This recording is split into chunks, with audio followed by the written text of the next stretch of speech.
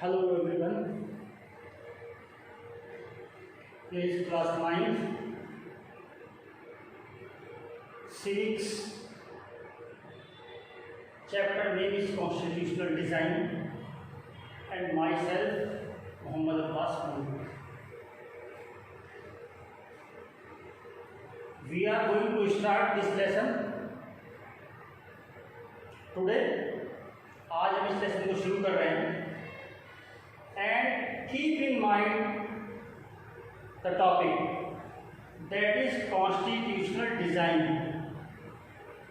आपकी किताब में एक चैप्टर है, इसमें साउथ अफ्रीका के कॉन्स्टिट्यूशन के बारे में कुछ दिया हुआ and that topic has been deleted by the CBSE board for this year. क्योंकि आपको मालूम है 30% सिलेबस रिड्यूस कर दिया है CBSE बोर्ड ने, तो जो साउथ अफ्रीका का कॉन्स्टिट्यूशन है वो पोर्शन हटा दिया गया है, डिलीट कर दिया गया है. उस पर टाइम खराब ना करें. हर चीज़ की वैल्यू होती है टाइम में. जब उसकी वैल्यू थी, आज उसको टाइम खराब करने के अलावा कुछ नहीं. आप सिर्फ इस पर ध्यान दें जितना टॉपिक आपके इसमें आ रहा है. ठीक है, तो कॉन्स्टिट्यूशनल डिज़ाइन में आज हम यहाँ पर ये 3.2 आपकी बुक के अंदर आप देखेंगे तो वहाँ पर दिया हुआ है why do we need constitution. 3.3 में दिया हुआ है मेकिंग ऑफ इंडियन कॉन्स्टिट्यूशन और इसी में एक सब हेडिंग है द पाथ टू कॉन्स्टिट्यूशन. तो 3 बातें तो ये जानेंगे हम डिटेल से ये क्या क्या है. ठीक है, 1 2 3 और 3 ही क्वेश्चन बनेंगे इसके ऊपर, 1 2 3. लेकिन इससे पहले हमें जान लेना चाहिए कि कॉन्स्टिट्यूशन क्या होता है. बच्चों क्लास 6 से पढ़ते चले आ रहे हो और मैं रिमाइंड करा देता हूँ, बट आपको खुद ही पता होना चाहिए. ठीक है, और ऐसे पढ़ते रहोगे और भूलते रहोगे तो फिर कोई फ़ायदा नहीं है. खेल कूद में मस्ती कर रहे हैं और पीछे का भूलते जा रहे हैं. I am just reminding it to you what is constitution. तो constitution is a book of law according to which a country is govern. ये किताब है कानून की, सुप्रीम कानून है, इससे ऊपर कोई कानून नहीं होता. जितने कानून बनेंगे वो इस किताब के अकॉर्डिंग बनेंगे. उसमें कानून लिखे हुए हैं जिसके हिसाब से देश चलता है. आप यूँ समझिए, आप क्रिकेट का गेम खेलते हैं और some rules are required to play the game. अगर क्रिकेट खेलने के लिए आप खड़े हो जाएं और ना तो ये तय किया जाए कि कितनी ओवर का जो है आपका ओवर कितनी बॉल का होगा और 6 मार्क्स के लिए बाउंड्री क्या होगी और LBW के लिए क्या कानून होगा, आउट होने के लिए क्या कानून होगा, कैच आउट का क्या कानून होगा. कोई कानून ना हो तो खेल नहीं हो सकता और कॉन्स्टिट्यूशन ना हो तो देश कानून के मुताबिक चलेगा नहीं. फिर तो मनमानी है. जो राजा के मन में आए, जो प्रधानमंत्री के मन में आए वो कर दिया. कि जो आदमी आया बेगुनाह उसे फांसी पे चढ़ा दो, जो गुनाहगार आया उसे छोड़ दो, फिर तो कुछ भी कर दो. लेकिन अगर वहाँ पे कानून है, कॉन्स्टिट्यूशन है, संविधान है, बुक ऑफ लॉ है, तो फिर अपनी मर्जी से नहीं चलेगा, अकॉर्डिंग टू कॉन्स्टिट्यूशन चलेगा. आई समझ में बात? डेफिनेशन तो बड़ी याद करते आ रहे हैं क्लास 6 से आप लोग, है ना. पर अगर आपको नॉलेज चाहिए तो वो है जो मैं आपको बता रहा हूँ. It is a book of law according to which a country is govern as the some rules are required to play the game. Similarly, some law कुछ are required, कुछ कानून की जरूरत है to run a country. जैसे खेल को चलाने के लिए वहाँ पर कुछ कानून की जरूरत है, देश को चलाने के लिए जिस कानून की जरूरत है वो संविधान की किताब है, कॉन्स्टिट्यूशन कहलाता है. तो ये तो हुआ कॉन्स्टिट्यूशन. आ गया समझ में कि नहीं आ गया? नहीं आ गया दोबारा वीडियो को देख लेना, तीसरी बार देख लेना. और कॉन्स्टिट्यूशन क्या होता है इसको दिमाग में बैठा लो. ठीक है, और नहीं बैठा सकते तो फिर कोई फायदा नहीं है. फिर पढ़ते रहिए किताबों को, मारते रहिए खाक छानते रहिए. कुछ मिलने वाला नहीं है। पता नहीं कितने लोग आए किताबें पढ़े चले गए, ठीक है, ये समझना पड़ता है टीचर इसीलिए यहाँ पर। तो कॉन्स्टिट्यूशन मैंने बता दिया कि वो सुप्रीम लॉ की एक किताब है। अब आप समझिए 3.2 अपनी बुक को खोल करके देखेंगे आप लोग वीडियो के बाद में, ठीक है, और पढ़ेंगे और देखेंगे, उसका फोटो भी मैं आपको भेजूंगा। Why do we need constitution, हमें इसकी जरूरत क्यों होती है? अभी तो सिंपली बताया देश को चलाने के लिए जरूरत है, अभी थोड़ा डीपली और जानेंगे कि किस किस बात के लिए जरूरत है। पहला क्या है कि it generates trust and coordination. अब रटने को तो भाई रट लो इसको, एग्जाम में नंबर भी पूरे मिल जाएंगे, पर until you understand it there will be no benefit to you except getting marks. Marks हासिल करने के सिवा कुछ नहीं होगा, पता नहीं लगेगा आपको कुछ भी। समझ लीजिए पहले इसको कि ये पैदा करता है आपस में एक विश्वास और कोऑर्डिनेशन और कोऑपरेशन, मिलजुल करके काम करने की व्यवस्था, ठीक है, among the people of the country. एक देश के अंदर बहुत से लोग रहते हैं, अलग अलग रिलीजन के, अलग अलग धर्म के, अलग अलग लैंग्वेज बेस पर, अलग अलग रीजन के, अलग अलग इलाके के, ठीक है, अलग अलग कल्चर के। जब तक उनके बीच में एक आपसी विश्वास नहीं होगा और आपसी कोऑर्डिनेशन नहीं होगा, अरे छोड़ो यूँ समझिए आपको ऐसे समझ नहीं आएगी बात लंबी छोड़ी जैसे लिखते हैं, मुझे मालूम आप कैसे समझोगे। ये बॉडी है, ये आपका हो गया पूरा देश, ठीक है, और ये आपकी नाक है, ये आंखें हैं, ये कान हैं, ये अलग अलग धर्म के जबान के लोग समझ लीजिए आप हैं। जैसे देश में अलग अलग धर्म के लोग, अलग अलग जाति के लोग, अलग अलग लैंग्वेज के लोग, अलग अलग स्किल के लोग, अलग अलग इलाके के लोग और डिफरेंट डिफरेंट कल्चर के लोग, डिफरेंट डिफरेंट ऑक्यूपेशन के लोग, हर चीज़ अलग अलग है, कोई बंदा अलग अलग है। तो ऐसे बॉडी पार्ट अलग हैं कि अलग कान, अलग नाक, अलग मुंह, अलग जीभ, अलग हाथ, सबको सब कुछ बॉडी में, बॉडी तो एक है, देश तो एक है, बॉडी हो गई देश, पूरा देश एक है। लेकिन अगर हाथ हमारे मुंह को कोऑर्डिनेशन ना करे, आंख हमारे हाथों को कोऑर्डिनेशन ना करे, कान हमारे दिमाग को कोऑर्डिनेशन ना करे, पैर हमारी बात को ना माने, तो क्या ये बॉडी ठीक से चलेगी? आप कहो जी सब कुछ यहाँ तो हाथ से चलेगा, तो आंख बोलेगी मैंने बंद कर दिया, अब कर ले जो करना। कोऑर्डिनेशन चाहिए, भरोसा चाहिए। अब किसी को किसी का भरोसा नहीं है तो कुछ भी नहीं होगा। तो ये संविधान लिखित में चूंकि गारंटी देता है सबको कानून बना करके कि किसका क्या राइट है, किसी का एकाधिकार नहीं है, तो आपस में ट्रस्ट और कोऑर्डिनेशन को पैदा करता है। कौन पैदा करता है?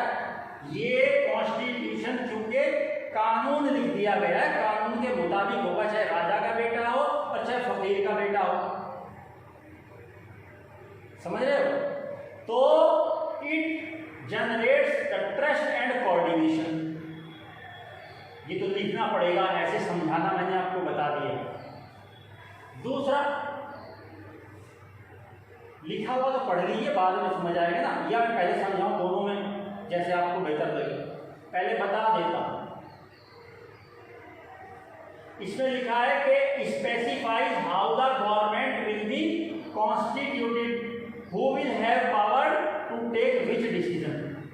संविधान बताता है कि सरकार बनेगी कैसे और कौन जो है कानून बनाएगा। अब आप कहो जी मैं भी देश का मेंबर हूं, मैं यहाँ अपने घर में अपनी बैठक में अपने ड्राइंग रूम में बैठ के कानून बना रहा हूं, नहीं, ये तो कॉन्स्टिट्यूशन बताएगा कौन कानून बनाएगा। कानून तो पार्लियामेंट बनाने का काम है, उसने लिखा हुआ है उधर कि लोग पहले अपने रिप्रेजेंटेटिव चुनेंगे, उधर वो बैठ करके वहाँ से कानून बनाएंगे। तो ये बताता है कि how the government will be constituted, यानी इसमें एक लोकसभा होगी, राज्यसभा होगी, है ना, और कैसे किसको चुना जाएगा और कौन जो है कौन सा डिसीजन कौन लेगा, कौन सा डिसीजन प्राइम मिनिस्टर लेंगे, कौन सा राष्ट्रपति लेंगे, है ना, कौन सा जनता लेगी, कौन सा कोर्ट क्या देखेगा, ये इसमें करता है। तो ये specify how the government will be constituted. अब तीसरे पॉइंट पर देखिए काम हो गया नहीं होगा इसके। तीसरा काम क्या हो गया? Limits the power of government,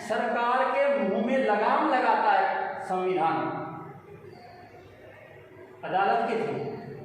अगर सरकार गलत करती है आप चले जाइए कोर्ट में, वो कोर्ट का काम है, कोर्ट देखेगा क्या सही है क्या गलत है। तो ये उसकी पावर को लिमिट करता है, वरना तो क्या करेंगे, आज कोई बन गया चीफ मिनिस्टर या प्राइम मिनिस्टर या कुछ भी एमपी एमएलए कुछ भी, तो क्या करे, पुलिस को ऑर्डर दे करके जिसने वोट नहीं दिया उनको सबको जेल में डालने का काम कर दे, उनको उनके घरों से निकाले, क्यों भाई, उनकी प्रॉपर्टी पर कब्जा कर दे, उनके साथ बदतमीजी करे। नहीं, it will not happen at all. क्यों नहीं होगा? क्योंकि वहां पे कॉन्स्टिट्यूशन है, वो क्या करता है, limits the power of government, सरकार की पावर को लिमिट करता है और राइट्स ऑफ सिटीजन और जनता को अधिकार देता है। अब यहाँ ये और समझ लीजिए इस पॉइंट के अंदर, यहाँ किताब में लिखा नहीं है पर मेरा बताने का फर्ज है आप, क्या ये यूं क्यों नहीं लिखा कि राइट टू द गवर्नमेंट और limits the power of citizens. देखो गवर्नमेंट तो बड़ी चीज है, सरकार है, पुलिस है, मिलिट्री है, कानून है, ताकत है, उसकी पावर को लिमिट करता है, बड़े की पावर को। हम कमजोर है, सिटीजन्स अलग अलग है, इंडिविजुअल है, पैसा भी उतना नहीं है, पावर भी उतनी नहीं है, तो हमें कुछ अधिकार देता है फंडामेंटल राइट्स की शक्ल में। कमजोर को अधिकार मिलता है ना, और बड़े की पावर लिमिट की जाती है। और तुम ऐसा मत कर लेना, जरा सी पावर आ गई तो कमजोरों की पावर को तुम जो है हटाने लगो, अपने आप को पावर देने लगो। नहीं, अगर पावर मिली है वो दूसरों के लिए है कि उनको पावर दीजिए, आप जो है थोड़ा सा बर्दाश्त कीजिए, आप तो खुद ही बड़े हैं। अरे बस के अंदर अगर जा रहे हो, तुम ताकतवर हो, महिला गोद में बच्चा लेके खड़ी हुई है, तो सीट तो उसको देनी चाहिए ना, रिजर्वेशन तो उसका होना चाहिए सीट के ऊपर, या तुम्हारा रिजर्वेशन हो अच्छे खासे खाते पीते और तंदुरुस्त आदमी का। तो गवर्नमेंट की पावर को लिमिट करता है, गवर्नमेंट ताकतवर है और सिटीजन्स को राइट देता है। कौन? कॉन्स्टिट्यूशन ये काम करता है। इसके बाद बस ये मैंने बता दी, और भी बातें इसकी हो सकती हैं, किताब में पढ़ लीजिएगा। ये पूरा हो गया हमारा, ये क्वेश्चन आता है why do we need constitution and what is constitution. ठीक है, अब आगे चलते हैं। मेकिंग ऑफ इंडियन कॉन्स्टिट्यूशन, संविधान जो है वो उस कैसे बना और क्या क्या डिफिकल्टी फेस की संविधान को बनाते वक्त और इसको एग्जीक्यूशन करने में, इसको लागू करने में। देखो भाई, देश में जिस वक्त ये संविधान लागू किया जा रहा था, 1950 में लागू हुआ, 47 में हम लोग आजाद हुए, ठीक है, और ये देखना था कि क्या क्या चीजें लागू करें, क्या छोड़ दें, क्या करें क्या ना करें। संविधान पर काम तो बहुत पहले से चल रहा था। क्या दिक्कतें आई, ये सवाल पूछा जाता है, what problems were faced, what difficulties were faced, ठीक है ना, for making of the Indian constitution.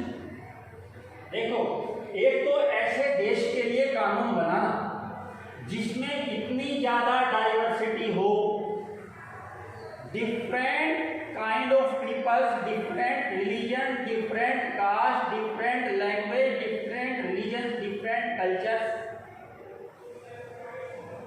ठीक है, ऐसे लोगों के लिए एक सिंगल कानून बनाना, एक संविधान बनाना कॉमन, कि सबकी मर्जी का ख्याल रखा जाए, सबकी जरूरतों को ख्याल रखा जाए, तो ये बड़ा मुश्किल काम था। Because our country is a diverse country in terms of language, caste और जो भी रिलीजन और जो आपका रीजन, कल्चर एक्सेट्रा। दूसरा, पार्टीशन ऑफ द कंट्री। जब कॉन्स्टिट्यूशन असेंबली बनी, पूरा हिंदुस्तान, पाकिस्तान, बांग्लादेश सब तो एक ही था, बट पार्टीशन के बाद में जो मेंबर थे कॉन्स्टिट्यूएंट असेंबली में, पाकिस्तान यानी इस्लामाबाद के, लाहौर के, कराची के, क्योंकि सारे रीजन से लोग लिए गए थे कॉन्स्टिट्यूशन बनाने में, तो वो तो चले गए और बाकी लोग रह गए। तो और पार्टीशन में एक क्या हुआ, जब बंटवारा होता है ना भाई, थोड़ी कड़वी बातें भी होती हैं, और एक बहुत ही कड़वी हमारे देश के साथ में ये घटना घटी। पूरा ही देश हमारा था, हिंदुस्तान, पाकिस्तान, बांग्लादेश।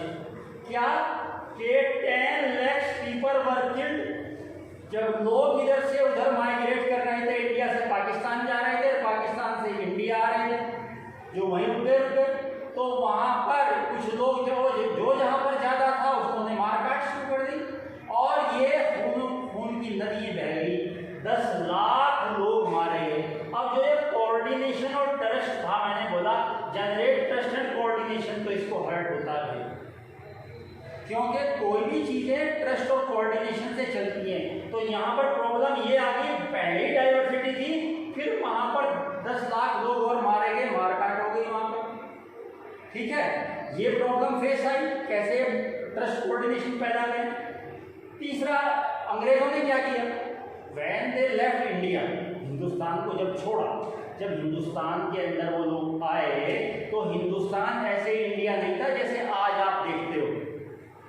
यहाँ पर हर इलाके में, हर स्टेट में, हर जगह पर अलग अलग अलग अलग छोटे छोटे छोटे छोटे छोटे छोटे राजा और छोटे छोटे राज्य हैं। ऐसे इंडिया नहीं था जैसे आज देखते हो कश्मीर से कन्याकुमारी तक भारत देश है, ऐसे नहीं था। अलग अलग राजा लोग राज करते थे, उनके अलग अलग राइट्स थे। तो वो प्रिंसली स्टेट थे, जहाँ पर प्रिंस होते थे, वो अपनी जगह का अपना खुद देखभाल करते थे वहाँ पर। ठीक है, सेंटर में गवर्नमेंट है, पर ये जो स्टेट्स हैं, जैसे आप स्टेट है अलग अलग जगहें हैं, तो इन जगहों पर जैसे पंजाब, हरियाणा, उत्तर प्रदेश, आसाम, तमिलनाडु, केरल, तो बहुत सारे स्टेट हो गए, पहले कुछ कम। तो 500 प्रिंसली स्टेट थे, 500 नियर अबाउट 500 से भी ज़्यादा। और अंग्रेजों की एक चाल थी कि फूट डालो राज करो, डिवाइड एंड रूल।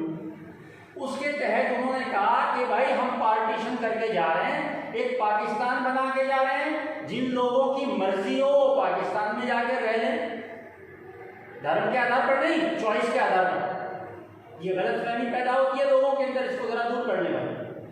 ठीक है, तो कुछ लोग जिनको वहाँ रहते थे वो वहाँ रह गए, जिनको वहाँ सूट नहीं किया वो इंडिया आ गए, जो इंडिया में रहते थे वो इंडिया में रह गए, जो यहाँ नहीं रहना चाहते थे वो वहाँ चले गए। किसी ने किसी को रोका थोड़ा ही है, चले जाओ भाई, यहाँ से प्रॉपर्टी छोड़ के जा रहे हो, वहाँ मिल जाएगी, वहाँ से छोड़ के आना लिखवा करके यहाँ मिल जाएगी।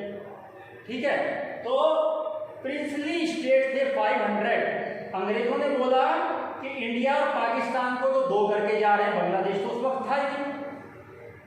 बांग्लादेश तो बाद में इंदिरा गांधी जी के दौर में वो अलग हुआ, पाकिस्तान से आज़ाद कराया गया, उसको अलग एक कंट्री बना हुआ, पाकिस्तान के 2 टुकड़े हो गए। ठीक है, तो मैं कह रहा हूं कि इंडिया और पाकिस्तान वो बांट करके गए थे 2, एक देश के कितने टुकड़े करके, 2 टुकड़े करके चले गए। कौन? ब्रिटिशर्स। एक काम और कर गए, एक लड़ाई की जड़ और फेंक के चले गए वहां। क्या कि 500 जो प्रिंसली स्टेट है पूरे इंडिया के अंदर, इनकी मर्जी है, चाहे तो इंडिया में मिल जाए, चाहे तो पाकिस्तान में मिल जाए, और चाहे तो अपना छोटे छोटे छोटे छोटे 500 देश बना लें। अब बताओ, अगर आज 500 कुछ देश होते तो इंडिया कहाँ होता? ठीक है, तो उनको जोड़ने की जिम्मेदारी थी। ठीक है, पंडित जवाहरलाल नेहरू उस वक्त प्राइम मिनिस्टर थे और सरदार वल्लभ भाई पटेल को जिम्मेदारी दी गई, इनको जो उनकी कैबिनेट में मंत्री थे, कि भाई इसको आप मिलाइए। तो ये एक बड़ी प्रॉब्लम थी कि इन प्रिंसली स्टेट्स को दोबारा से इंडिया के अंदर मिलाना, वरना तो अपना अलग देश मांग लेंगे या कोई दूसरी जगह चला जाए। ये प्रॉब्लम फेस की गई। तो इस तरह से ये था इंडियन कॉन्स्टिट्यूशन बनाने में क्या प्रॉब्लम्स आई। अब तीसरा क्वेश्चन देख लीजिए, लिखा हुआ होगा इसी के सब हेडिंग में, वहीं आपके एनसीईआरटी बुक में, द पाथ टू कॉन्स्टिट्यूशन। इसमें हम क्या देखेंगे कि संविधान को जो हमने बनाया, ये जो कानून की किताब बनाई, ये कहाँ कहाँ से क्या क्या बनाया हमने। तो क्या बनाया, एक तो हमारे जो लीडर्स थे, पहले भी इलेक्शन होते थे, मैं आपको बता दूं आपकी जानकारी के लिए, आप पढ़ के आए होंगे, पता नहीं आपने उसको समझा पहले के नहीं समझा, 6-7 देते क्या कि अंग्रेजों के ज़माने में भी इलेक्शन होते थे और इंडिया के लोग भी, लीडर्स भी उसमें चुन करके आते थे, असेंबली में जाते थे, जैसे अब एमपी और एमएलए चुने जाते हैं, हिंदुस्तान के लोग भी इलेक्शन में खड़े होते थे, वोट पड़ते थे। लेकिन उन्हें पार्लियामेंट को उस तरह से, हमारे जो चुने हुए मेंबर्स थे उनको अधिकार नहीं था, अंग्रेजों की मर्जी, जो सजेशन दिया माने माने ना माने भाई, समझे। तो लेकिन इसका एक फायदा हुआ, क्या फायदा हुआ कि हमारे लीडर्स को ये सरकार चलाने का एक अनुभव हो गया, एक यानी एक्सपीरियंस हो गया उनको। तो कुछ चीज़ें तो हमने वहाँ से लिए, जैसे हमारा जो गवर्नमेंट ऑफ इंडिया एक्ट 1935 था, ठीक है ना, तो उस तरह से जो अंग्रेज़ों के कॉलोनियल टाइम में जो रूल्स बने उनसे भी हमने कुछ संविधान को बनाने के लिए कुछ सीखा कि कैसे हमें बनाना है, पुराने अपने तजुर्बे और एक्सपीरियंस से। फिर फ्रांस में जो रिवॉल्यूशन आपने पढ़ा कि फ्रांस के अंदर डेमोक्रेसी आई राजा को हटा करके, तो लिबर्टी, इक्वलिटी, फ्रेटर्निटी 3 नारे वहाँ पर थे, भाईचारा, आज़ादी, है ना, और बराबरी का दर्जा। ये हमने कहाँ से सीखा? ये हमने सीखा फ्रेंच से। ये संविधान में हमने उन बातों को शामिल करने की कोशिश की है जो फ्रांस के रिवॉल्यूशन के बाद वहाँ अडॉप्ट की गई। उन्होंने अपने संविधान में जो बातें रखी हमने वहाँ से नकल कर दी है। वो नकल का भी बताऊंगा, नकल कैसे की है बाद में बताऊंगा। फिर पार्लियामेंट्री डेमोक्रेसी जैसे ब्रिटेन में होती है ना, ये हमने हमारे जो पार्लियामेंट्री सिस्टम है, Lok Sabha, Rajya Sabha, upper house, lower house, ये कहाँ से लेके आए सिस्टम हम? ये ब्रिटेन से लेकर के, वहाँ की किताबों से, वहाँ के संविधान को पढ़ा, देखा, समझा, उसमें से लिया। और सोशलिज्म जो है, ये जो विचारधारा है सोशलिस्ट की, है ना, तो सोशलिस्ट का जो आइडिया है वो हमने कहाँ से लिया? रशिया से लिया, ठीक है। और अब आगे बात नकल की। इतनी सारी चीजें हमने इमीडिएट की हैं कॉन्स्टिट्यूशन बनाने में, नकल की है, लेकिन सिर्फ नकल नहीं की है, नॉट जस्ट इमिटेटिंग ब्लाइंडली, ऐसे जो वहाँ लिखा हमने पीछे वही उतार दिया। हमने चेक किया, उस पर क्वेश्चन किया, इसके क्वेश्चन लिख दूँ मैं इसको, ये ठीक है, वो लगा हुआ नहीं है। तो questioning whether be suited to our country, ये भी देखा कि ये बातें जो हम डिफरेंट ब्रिटेन से, यूएसए से, रशिया से, फ्रांस से संविधान को बनाने में जो चीज़ें हम ले रहे हैं वहाँ के संविधान से नकल कर रहे हैं, जो हम जो है, ठीक है ना। बिल ऑफ राइट्स है, जो हमें आजकल फंडामेंटल राइट्स हैं, अधिकार मिलते हैं, राइट्स, है ना, ये हमने अमेरिका से सीखा, वहाँ से लिया, लेकिन ऐसे नकल नहीं किया। किसी से लेना बुरी बात नहीं है, लेकिन उसको अपनी ज़रूरतों के मुताबिक देखिए हमारे यहाँ सूट करेगा कि नहीं करेगा। तो हमने ये पहले देखा हमारे लीडर्स ने कि क्या बातें हमें सूट करती हैं, उसके हिसाब से कॉन्स्टिट्यूशन को बनाया। 3 क्वेश्चन कवर हो गए आज के लिए, इतना ही। वीडियो को 2-3 बार देखा करें तब कुछ समझ में आएगा, और अब किताब भी पढ़नी पड़ेगी। और दूसरे, मैं आपको क्वेश्चन आंसर ऐसे अब आगे के लिए फिलहाल नहीं भेज रहा हूँ, कोशिश कर रहा हूँ किसी और तरीके से। बुक आपकी रहेगी, बुक के पेज जो है मैं आपको क्लिक करके भेज दूंगा, वहाँ पर question number 1, question number 2, question number 3, question number 4 ऐसे लिखे रहेंगे, और उनके आंसर वहाँ ऐसे करके कोर्स लगा करके number 1 point, number 2 point, number 3 point ऐसे लिखे रहेंगे। नंबर नहीं डाले मैंने, कोर्स लगा दिए। तो आप वहाँ से खुद ही क्वेश्चन लिखोगे, खुद ही आंसर बनाओगे, इस तरीके से आपको खुद करना है। अब मैं पहले की तरह से जो फोटो खींच करके भेजता था वो नहीं भेज रहा हूँ, क्योंकि मैम ने बोला है कि आप ऐसे करके देखिए तो शायद ये ज़्यादा सूट करेगा, ठीक है। Okay, thank you, have a nice day.